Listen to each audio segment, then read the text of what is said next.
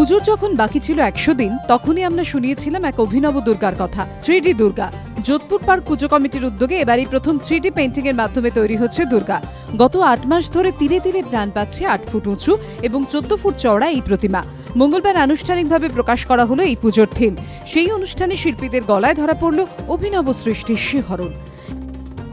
আমাদের 80% কমপ্লিট, লক্ষ্মী সরস্বতী কাজটা চলছে আর কি। বাকি অস্ত্র, দুর্গা, অসুর, কার্তিক, গণেশ সবই শেষ।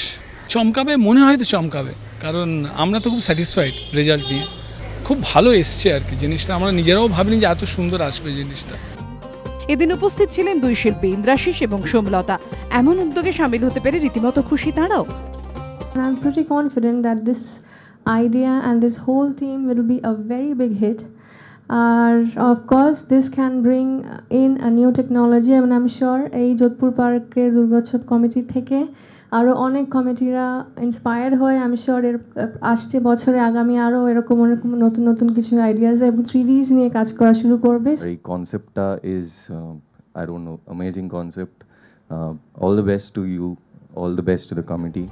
প্রস্তুতি সারা। এখন দশভুজা 3D অবতার দর্শকদের কতটা চমকে দিতে পারে সেজন্য অপেক্ষা বোধনের।